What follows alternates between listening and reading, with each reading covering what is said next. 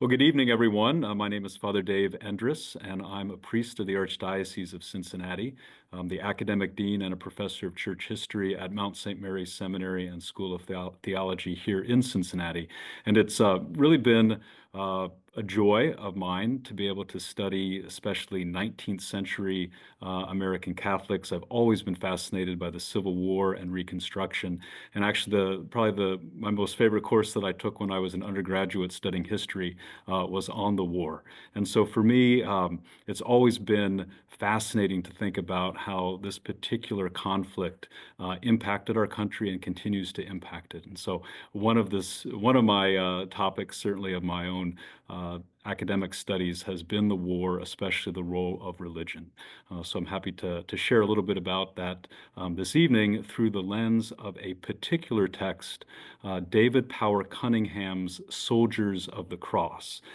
This was a text that had been in manuscript form for many, many, many years, as I'll explain in a moment. And then Dr. William Kurtz has assisted me with this project. We worked on it for, we were saying, about 6 or 7 years. And so this Soldiers of the Cross manuscript is something that we brought to publication through a process of transcribing and annotating and editing it, and then it was published in 2019 by the University of Notre Dame Press. So tonight's topic is going to be a little bit of just a survey of the role of the priest chaplains. I'll be talking about that, and then Dr. Kurtz will follow. He will be talking about the role of the sister nurses, who are also described in David Power Conynngham's text. So first, a word about the role of religion during the war. A lot of times when people think of the Civil War, of course, they think about the battles and the strategery and some of those kinds of things. But what we wanted to look at was part of the social and religious dimensions of the conflict.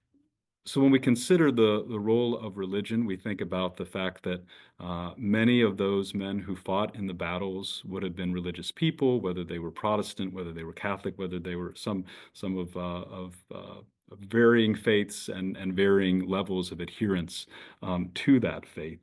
But we know for sure that when you think about the war, a lot of times things were interpreted in terms of religious language. So providence, sin, judgment, those kinds of ideas. And certainly no side had a monopoly on religious language or Bible passages or anything like that. Both sides thought they were certainly on God's side. Both sides thought that they were certainly doing what was right and just and moral.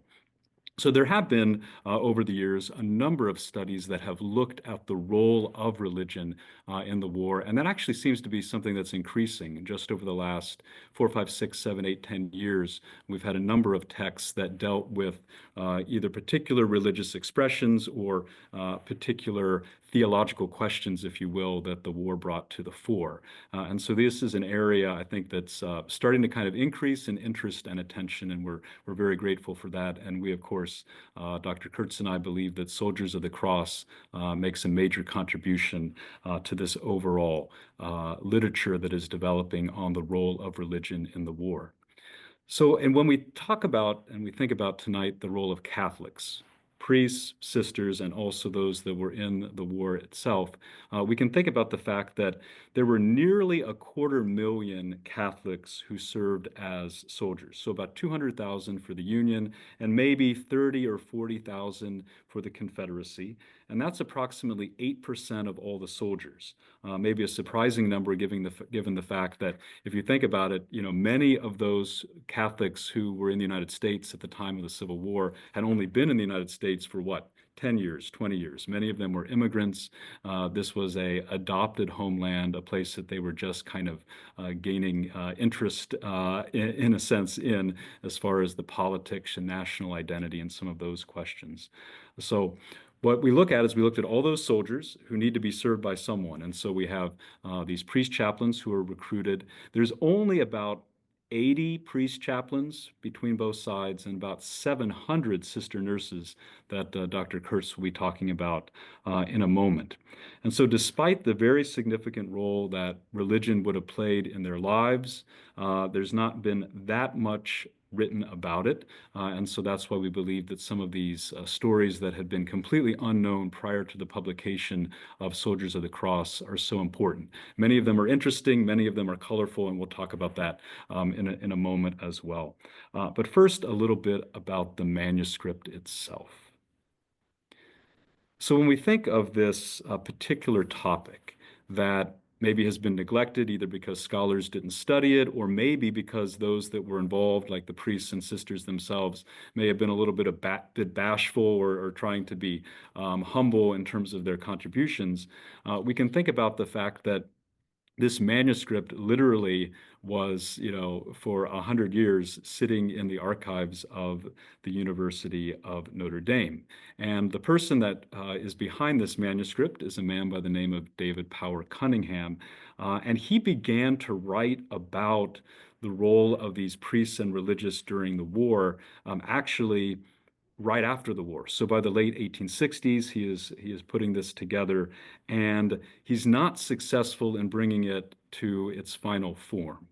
Though he had published a number of other books, including histories related to the Irish, and then he did publish as well something on the New York Irish Brigade and also Sherman's March to the Sea. He's able to publish those books. Soldiers of the Cross is still unpublished when he passes away in 1883. And so at that point, it basically remains in the University of Notre Dame archives. Yes, there are a few scholars who take a look at it, but for the most part, it is relatively inaccessible. And it really exists in a couple forms.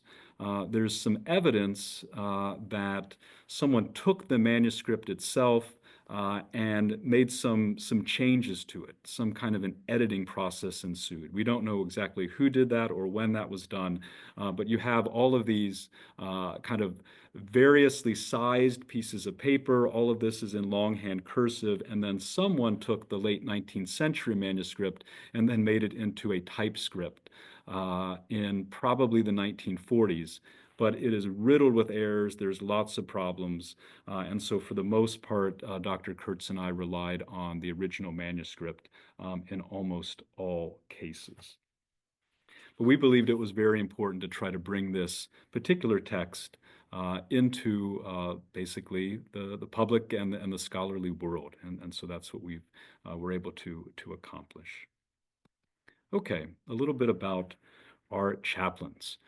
The chaplains that are detailed in Soldiers of the Cross are fairly numerous. There's 12 Federals and 3 Confederates who are dealt with in a very particular way. And then there's other chaplains that kind of come into the mix from time to time. But for the most part, it's really a survey of 15 chaplains' lives and service. And the particular choices that Conyngham employed, we don't know why necessarily, except that we do know that right after the war, he sends out kind of letters of inquiry to various sisters, priests, bishops, asking for their stories. So these are probably the ones that he gained the most cooperation with. And so he starts to put down these details. A lot of this is written with a lot of kind of vivid stories, kind of peak experiences of the war, some dialogues.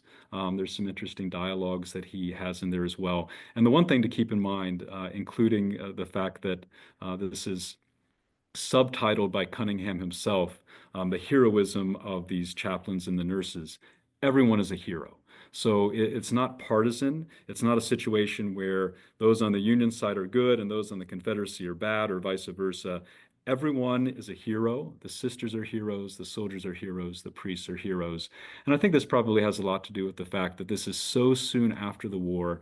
This is a time of healing, a time of unity and reunion. And so he wants to emphasize the fact that none of these people are personal or moral failures. They are all wonderfully heroic and self-sacrificing people. And so that's certainly the lens that he operates from when it comes to the chaplains.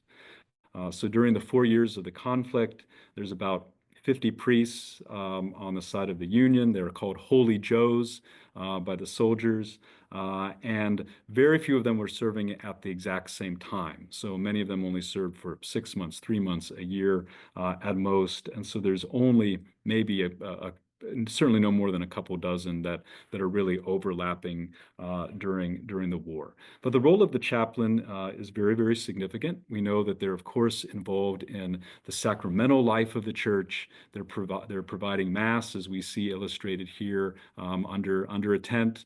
We know that they're hearing confessions. They are involved, especially after battle, with working with the sick, anointing them, the sacrament of the church, which is called extreme unction at that time, or last rites.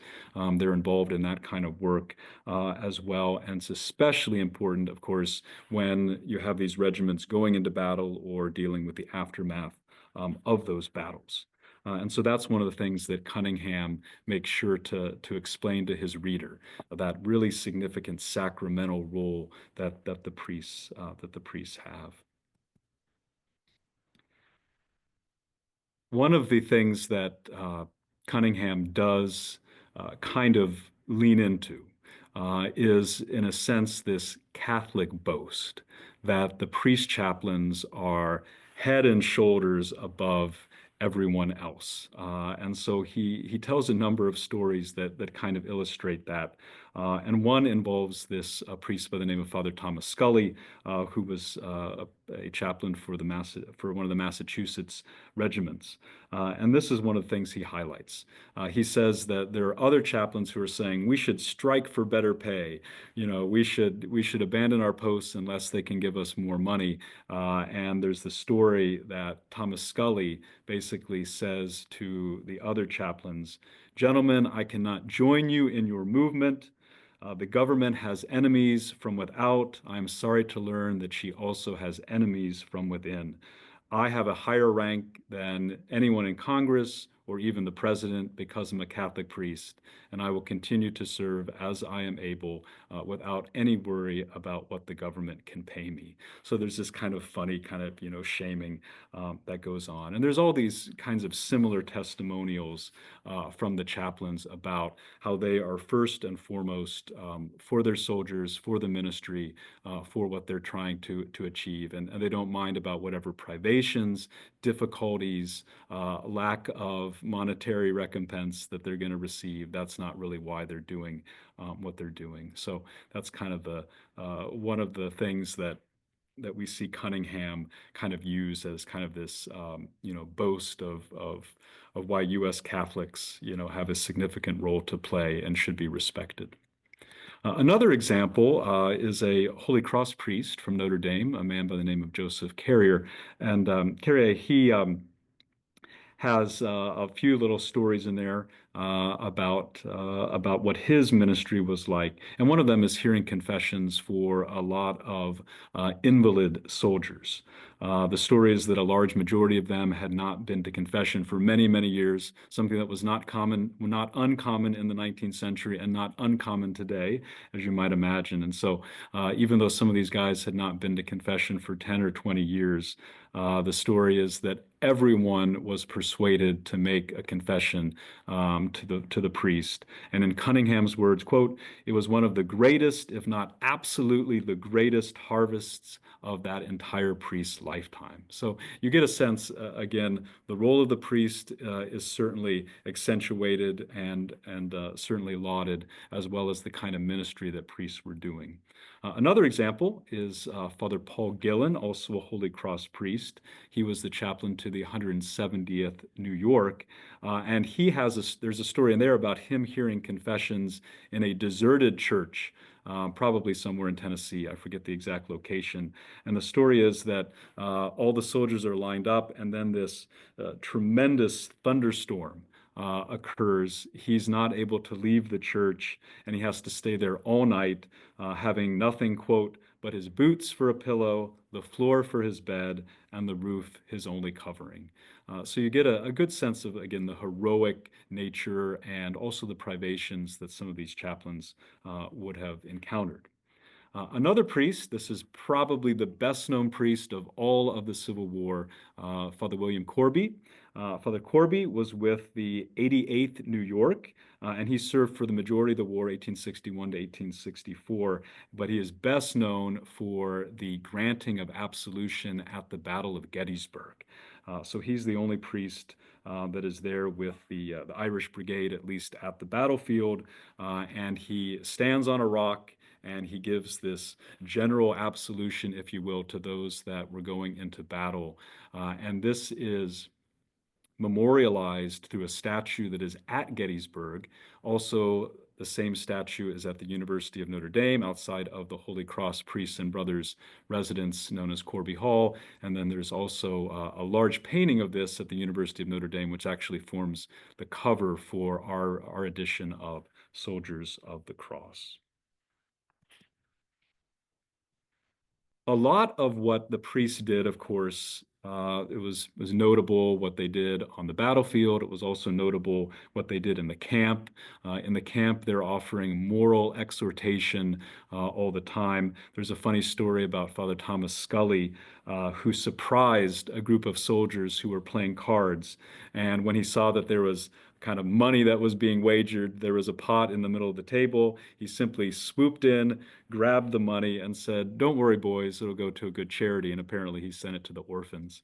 So there's stories about that, of the priests that are in camp who are trying to be a good moral example. The slide that you see here right now is a Dominican priest, Father Constantine Egan. There's an interesting story conveyed in Soldiers of the Cross about the role that he had. He was chaplain to the 9th Massachusetts at the time that there were some men that were sentenced to death for desertion.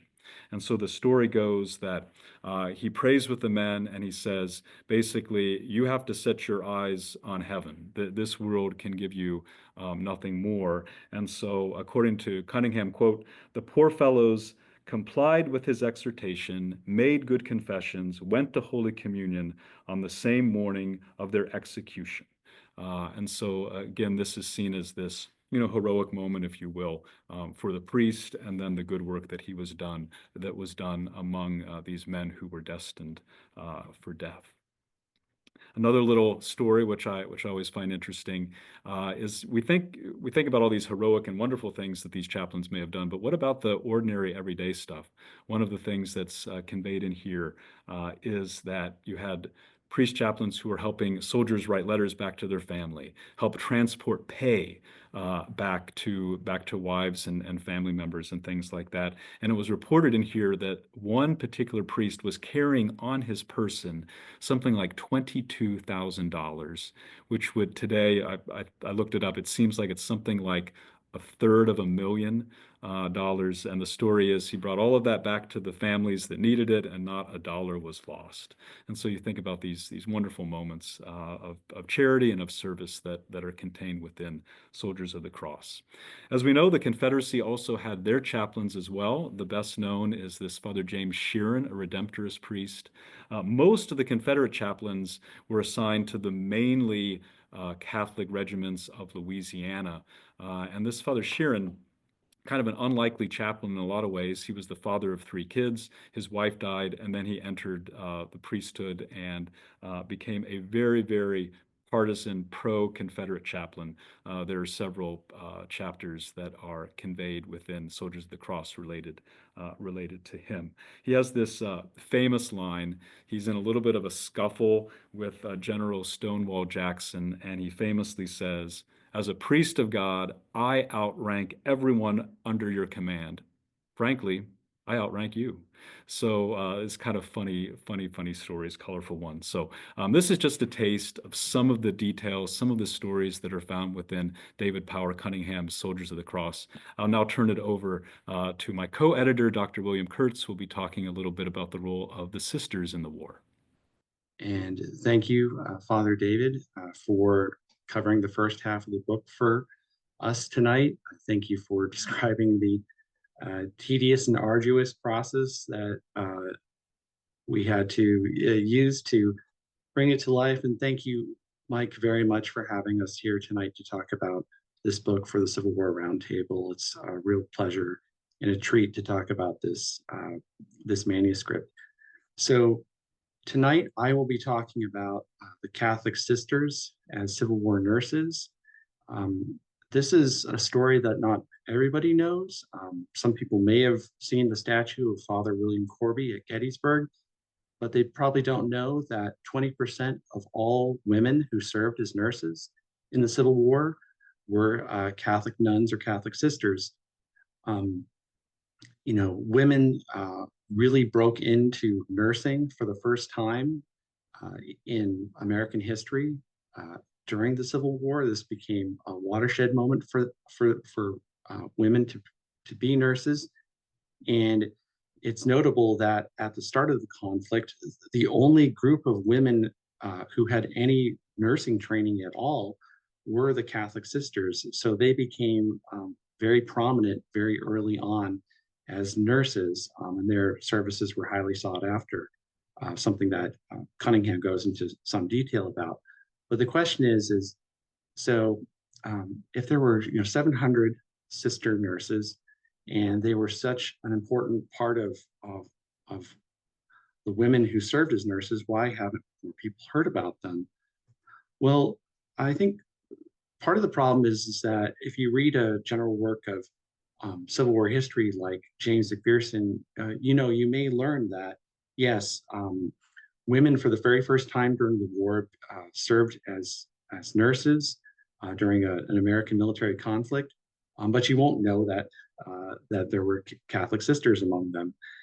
If you read books about women in the Civil War, so even more specific and narrow, they tend to focus on elite Protestant women, women who were native born. Not all Catholic sisters or Catholic women in general were born in the United States or upper middle class. They were, a lot of them, immigrants from Germany and Ireland. So to the extent that we know anything about uh, the Civil War sisters who served as nurses is due to Catholic historians. So not Civil War historians per se, but uh, historians of Catholic American history. The most important work is To Bind Up the Wounds by Sister Mary Dennis Marr, which goes into great detail about all the various religious communities, female religious communities, and orders that served in the conflict. But before I get into Cunningham's book and how it deals with this subject, I want to give you all a little bit of a background. Father David mentioned some of this already, but it's important to kind of understand why it was so extraordinary that these women served in a public way as nurses. I'm kind of dealing, some of the background explains why this was such an amazing story. And we began with the rapid growth of the Catholic Church in the 19th century. As Father David alluded to, there was a lot of immigration in this period. And so from very few, just a few thousand Catholics during the American Revolution, by the time of the Civil War, there's estimated about 3 million or almost 10% of the entire US population are Catholic. And this is due to immigration from Ireland and Germany in particular. And with all those Catholics coming over to the United States, you have to have institutions to serve them. You have to have schools, you have to have hospitals. Of course, you have churches, and the priests take the lead there. But in those other institutions, orphanages, schools, etc., hospitals, they're being staffed by nuns and sisters, religious sisters. So the Daughters of Charity were formed in the United States in the antebellum period. Here is a picture of their campus in Emmitsburg, not very far away from the battlefield of Gettysburg, if you've been to the area. They had a flourishing school, and their convent was located there as well. And then there's other orders that's come or are established in the United States, like the Sisters of the Holy Cross of Notre Dame, Indiana, or the Sisters of Our Lady of Mercy in South Carolina. So they play a very important role in the growing Catholic Church. But because of this huge growth of the church, there was a bit of a backlash to this sudden change. A lot of Americans weren't used to the Catholicism being so prominent, and so there was some backlash from some people. Most famously, in 1834, there was a riot and a mob that attacked a school and convent of the Ursuline nuns outside of Boston in Charleston, Massachusetts. The nuns were never compensated for the loss of their buildings. The year after that, a very sensationalized and fictional story called The Tales of Maria Monk was published. And this created an image of a very negative image of nuns in American society. They're not American. Uh, they're against. They're sort of part of this corrupt old world institution, and we don't want them here. And part of you can see that filtering into mainstream American society when the Know Nothings are established in the 1850s, and they're infamous, the Know Nothing Party, for harassing Catholic nuns and sisters and the Catholic Church overall. So, with that background, it's very it's very unusual and perhaps unlikely that Catholic sisters would willingly step into a public role in American society, and that they would change minds, and that they would show that they belonged and that they had a positive contribution to give to the United States. Catholic sisters in the Civil War, serving as nurses, were much more numerous than the roughly 80 priests. There were about 700 Catholic sisters serving as nurses. And so, for the average soldier, Civil War soldier, if you're going to interact with the Catholic Church during the war, it's probably going to be not the chaplains, but it's going to be the sister nurses serving in various hospitals, prisons, and battlefields across both the North and South. Here I have a picture of the Daughters of Charity of Philadelphia, who ran a very large hospital in that city during the war. In total, 20 different female religious communities sent nurses. Only a few of those are actually in Conyngham, which is why I feel like the need to give you some of the background to explain there's even more to be learned than what you find in Conyngham. And they were very careful not to be political whatsoever. They were there to take care of, if they were based in the South, they'd take care of the Union prisoner. If they were based in the North, they'd take care of the Confederate prisoner. They would take care of everyone, soldiers on both sides, without reference to politics. And because they were the only group of women with formal training, they became very prominent among women nurses at the beginning of the Civil War. And this gentleman here, the Surgeon General of the Union Army, William A. Hammond, had this to say about the sisters, quote, "We have found the sisters to be a corps of faithful, devoted, and trained nurses ready to administer to the sick and wounded. No such organization exists among the Protestants of this country, and those whom we have employed cannot compare in efficiency and faithfulness with the sisters. The latter are trained to obedience and are of irreproachable moral character, and most valuable are their ministrations. I am a Protestant myself," said the Surgeon General, "and therefore I cannot be accused of partiality." And these women would have been doing everything modern day nurses are doing.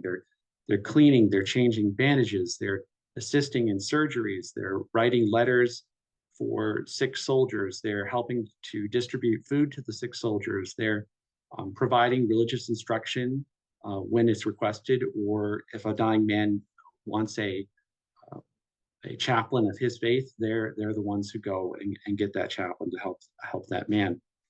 And at the time, just as you'll read in Conyngham, and Conyngham argues that these women were very valued and respected by Civil War soldiers, and you can see that if you look at other evidence from the time of the war. This is a depiction of women in the war and what women are doing to help the war effort by a famous newspaper called Harper's Weekly, published in New York. And you can see one of the three images is of a sister of charity in this case, taking care of a sick or wounded soldier. So there's definitely lots of evidence that these women made a huge difference. Now, In the book, I said there were 20 communities that sent nurses. There are only 6 communities that are represented in the book, and that's because Conyngham explains a lot of the uh, different groups declined to write back to him because they didn't want to uh, toot their own horn. Basically, they didn't. They did what they did out of charity, and they didn't want to be famous for it. But a few communities did decide to contribute to the larger book, Soldiers of the Cross. About 1/3 of the book is devoted to them, 9 chapters in total. And these are the communities that are talked about in the book. The Sisters of Mercy in Charleston, South Carolina, the Sisters of Charity in both Cincinnati and New York, the Sisters of Mercy in both St. Louis and New York, and finally, the Sisters of the Holy Cross in Notre Dame, Indiana. Conyngham was effusive in his praise for what these women had done during the Civil War, and he had this to say in his introduction to this section of his book, quote, "When the Protestant soldier found that the sister did as much to cool his aching wounds and to refresh him by delicacies and luxuries as she did for the Catholic patient who occupied the adjoining bed, he began to think that all his bigotry and prejudices were simply the result of his unchristian education, and that it was possible for one to be a Catholic and even a sister and still to possess all the noble attributes of true Christianity. Their good works have proclaimed the success of their mission, and thousands today, even of different denominations, bless the name and memory of the good, pious, and faithful sisters." One community that is highlighted is actually the very end of the book is the northern community of the Sisters of the Holy Cross. They were established at Notre Dame, Indiana in the 1840s. They were connected to the Brothers and Fathers of the Holy Cross at the time. And this woman pictured here is Mother Angela Gillespie. She was the leader of the community and was wholeheartedly behind sending her community out to serve as nurses during the war.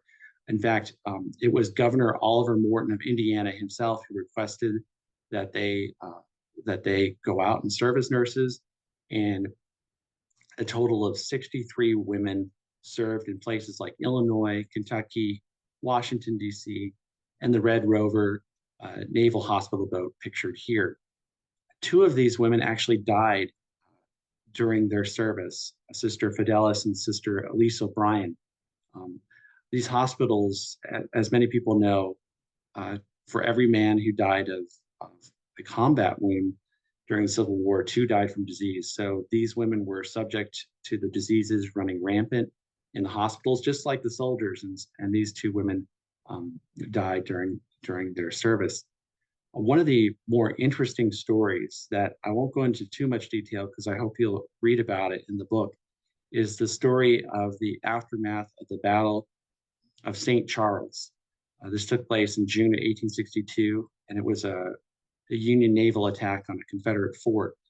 And what happened was the Union soldiers who were victorious were convinced that the Confederates had purposely fired upon their men who were defenseless and helpless after the boiler in their steamboat exploded, scalding them and sending them running out of the ship to try to save their lives and to get into water to cool off basically from the boiling liquid. And so they were convinced that the Confederates had fired on these men, these helpless men, on purpose, and they blamed the Confederate commander for this. And what happened was the Sisters of the Holy Cross literally had to put their bodies in front of this man to protect him. He hadn't actually given any such order, but the soldiers were obviously very upset, and so they literally saved this man's life by their courage. But more of the details, it's a really fascinating story, are in the book. Now, most of the communities that are in the book were based out of the North, out of the United States during the Civil War. But there was only one community that got back to Conyngham and gave them his story, and that was the story of the Sisters of Our Lady of Mercy from South Carolina. They were established before the war by Bishop John England in 1829, and they were an example of a community that actually didn't have nursing experience. Not all the sisters, many of the sisters, but not all of them were trained as nurses before the war. So some of them had to learn just like the other women who had no previous experience. And this was the case for the Sisters of Our Lady of Mercy.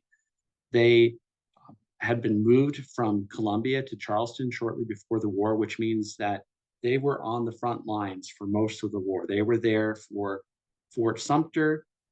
They were there for the fall of Charleston in 1865. They were constantly exposed to Union shell fire and to attacks on the city, but nonetheless, they persevered, even though, and this picture shows the destroyed Catholic Cathedral in Charleston, even though their own convent was damaged during the conflict, they still took care of both wounded Confederates and Union prisoners. In fact, they were very famous for being the one group that would help the Union prisoners at this time in Charleston. And one man, a lieutenant colonel of the 100th New York, named Lieutenant Colonel Payne, said, quote, "I have met with many of the officers and soldiers who were former prisoners in Charleston, and they all universally spoke of the unbounded kindness and goodness of the Sisters of Mercy of Charleston." His testimonial is only one of the many testimonials you'll read about in the chapters dedicated to the sisters and also in the book's introduction, where a lot of famous Civil War politicians and generals' letters are extracted or printed in full by Conyngham. One of the letters written by Union General John M. Schofield, who was a Protestant, speaks to the services of the sisters. Quote, "From my own observation and the unanimous testimony of all whom I have heard speak on the subject, I regard the conduct of the Catholic sisters associated with the Army during the late war as one of the highest and noblest exemplifications of the Christian religion of which we have any knowledge in our age of the Church." And it's very important for, as Father David said, for all these people to be heroic. The soldiers are heroic, the sister nurses are heroic, the priests are heroic. But in my own studies outside of this book, I've found lots and lots of evidence to suggest that these women were truly highly regarded, and they truly made a difference. And Catholic sisters went from being reviled to respected for what they had done during the Civil War on both sides. This lady pictured here is Mary Livermore, who was a very prominent Union nurse during the conflict. And she said, "If I had ever felt any prejudice against these sisters as nurses, my experience with them during the war would have dissipated it entirely." So again, even women serving as nurses, many of their Protestant women serving as nurses respected what the Catholic sisters did.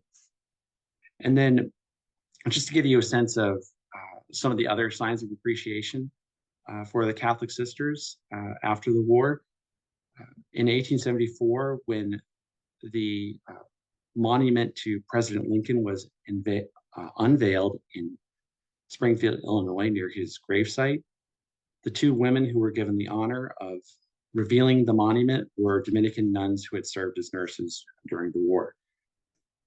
There's a depiction of a nun as serving as a nurse in the very large and prominent monument to the Civil War at Cleveland, Ohio, another testament to the appreciation of the country for what they had done. And then finally, this statue right here, or this monument right here, was dedicated in 1924. You can still find it in Washington, D.C. today.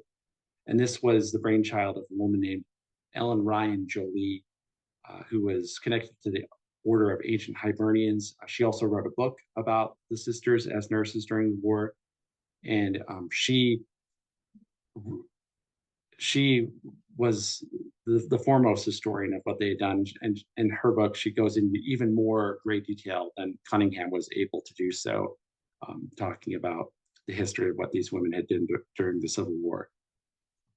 So with that, I just want to thank everyone for coming this evening and listening to Father David and I talk about the Soldiers of the Cross.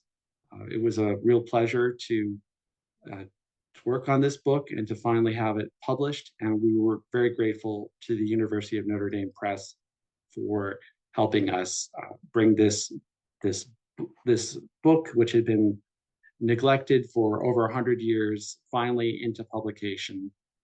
Thank you again.